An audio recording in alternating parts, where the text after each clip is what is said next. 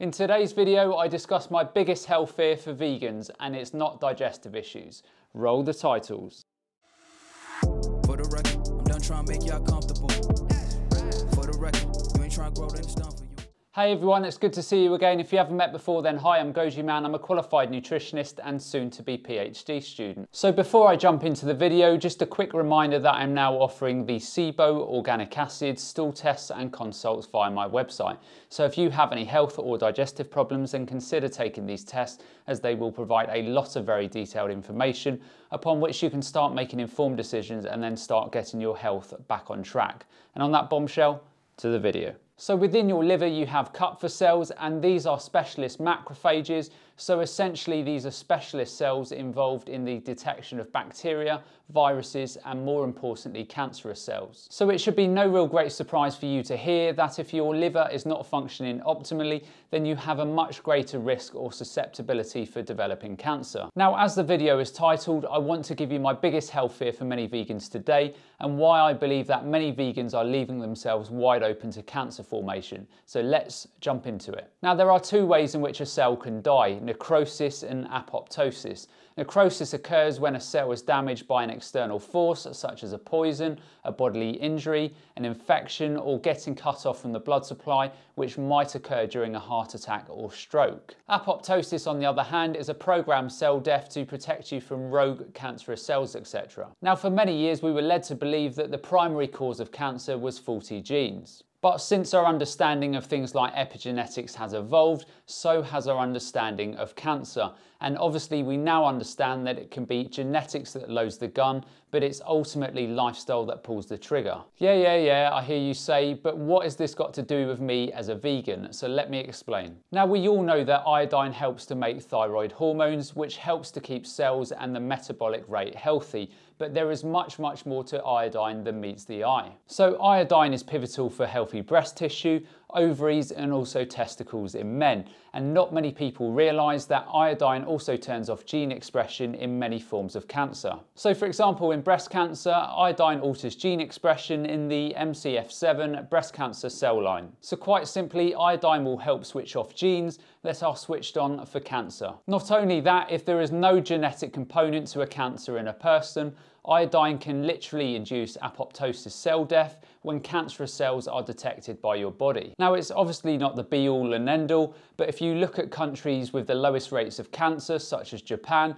then they tend to consume on average upwards of 2 to 3 milligrams per day. And yes, I did just say milligrams. Whereas many countries whose cancer rates are shocking, such as the UK, Australia and America, consume approximately 20 to 500 micrograms per day. So just to compare apples with apples, the Japanese average intake is 3,000 micrograms of iodine per day, compared to the average in the West of just 20 to 500 micrograms per day. Now, the iodine intake in the Japanese diet is coming from sea vegetables and or fish. So my biggest health concern for many vegans is the lack of iodine in their diets. And I literally speak to so many people on a daily basis that are dialed in with their B12, iron and zinc.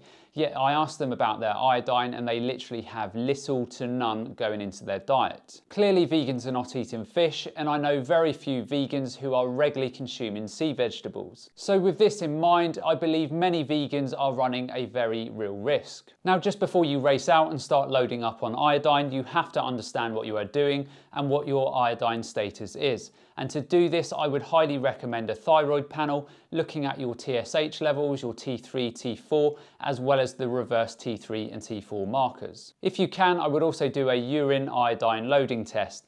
And this simply involves taking a pre-test urine sample, and then you take an oral loading dose of iodine, and then you simply measure the amount of iodine in the urine over the next 24 hours. You should excrete a high proportion of the iodine, so typically 90 to 95% if your status is good. Many people in the West, such as in the UK for example, will excrete just 30 to 35%, as their bodies are clinging onto as much iodine as it can. Now, as I said before, if you do not have a good iodine intake, then your body may struggle to switch off cancerous genes, as well as induce apoptosis cell death in cells where cancer is potentially a problem. But this is just one piece of the jigsaw. If your diet and lifestyle means that you're exposed to chemicals such as bromine, fluoride and chlorine, then you're going to have additional issues with iodine, as chemicals such as bromine, fluoride and chlorine compromise your thyroid function. So bromine has uses in fire retardants, in water sanitation, insecticides and as an anti-knocking agent for leaded petrols and gasolines. Other uses of bromine include fumigants, dyes, agents for photography,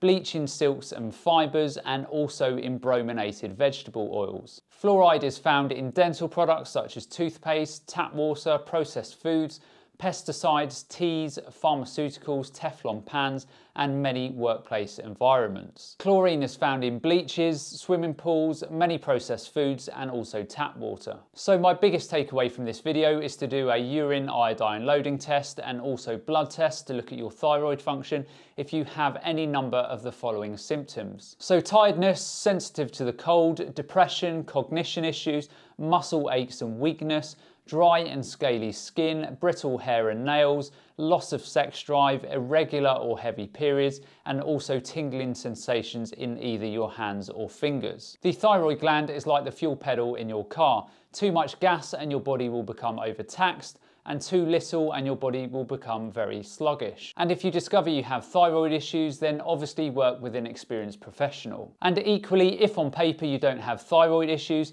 then you still have to ensure that you are getting a good supply of iodine into your diet. So for vegans, good sources include sea vegetables and seaweeds such as arami, wakame, kombu and also nori. Now some people will say that certain fruits and vegetables such as potatoes will contain iodine, but the amount of iodine in plant food varies depending on how much is in the soil that the plant is grown in. So quite simply, there is no easy way of knowing how much iodine is in plant foods, so simply don't take the risk. So just to give you some examples of the iodine levels in different foods. So Kombu Kelp can contain up to 2,984 micrograms of iodine per seaweed sheet, which is approximately 1 gram.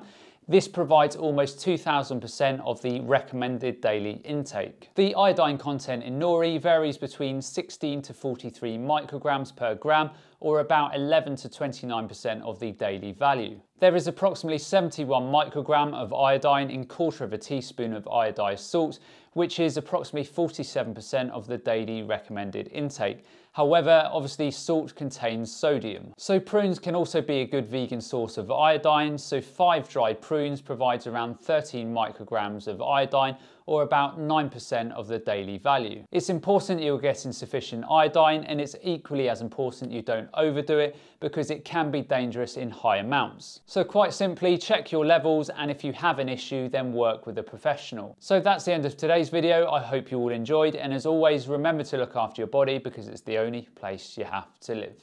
And I'll see you next time.